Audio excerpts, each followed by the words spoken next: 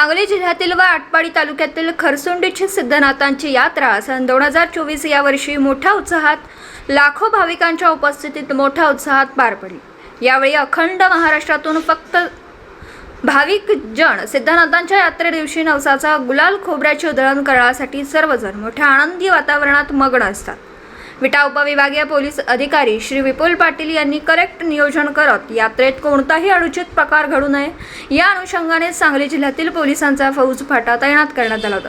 Atpadi police ठाण्याचे police निरीक्षक यांच्या मार्गदर्शनाखाली पोलिसांचा चोख बंदोबस्त ठेवला होता, तर विटा पोलीस ठाण्याचे पोलीस निरीक्षक शरद मेमाने यांनी आटपाडी पोलीस ठाण्याचा कारभार 2 वर्ष पूर्ण केल्याने यात्रेत बंदोबस्त संदर्भात त्यांनी श्रीनाथ देव देवस्थान ट्रस्ट खरसुंडी या यात्रा कमिटीला सुद्धा योग्य सल्ला व मार्गदर्शन करत यात्रा या नियोजन पद्धतीने पार पाडण्यासंदर्भात मार्गदर्शन करत स्वतः यात्रा कमिटीशी बैठक घेऊन वरिष्ठ विटा उपविभागीय पोलीस अधिकारी विपुल पाटील यांच्या मार्गदर्शनाखाली बंदोबस्त या संदर्भात मार्गदर्शन करत यावर्षी सर्व व्यापाऱ्यांना आटपाडी पोलीस ठाण्याच्या वतीने वरिष्ठ पोलीस अधिकारी यांच्या आदेशानुसार यात्रेमध्ये गुलाल खोबरे उधळणमध्ये खोबऱ्याच्या वाट्या उधळण करू नये असं आवाहन करत त्या खोबऱ्याच्या वाटांचे बारीक तुकडे करून गुलालामध्ये मिसळून त्याची विक्री करावी असंही आवाहन पोलीस प्रशासनाच्या वतीने करण्यात आलं। यावेळी यात्रेदरम्यान कोणालाही कोणतीही सुविधा कमी पडू नये यासाठी खरसुंडी ग्रामपंचायत तसेच सर्व प्रशासकीय कार्यालय तहसीलदार प्रांत अधिकारी यांनी सुद्धा या संदर्भात सर्व सुविधा उपलब्ध करून देण्यासाठी आदेश दिले होते।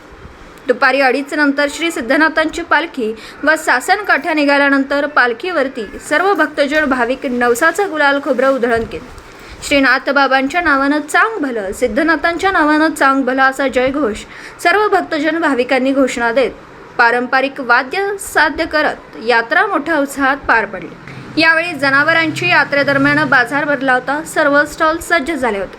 विटा उपविभागीय पोलीस अधिकारी विपुल पाटील साहेब यांच्या करेक्ट नियोजनामुळे यात्रेदरम्यान कोणताही अनुचित प्रकार घडला नाही, शांततेत यात्रा पार पडली। दिवसभरातील घडामोडींचा आढावा घेण्यासाठी पाहत रहा N24 मराठी न्यूज चॅनल।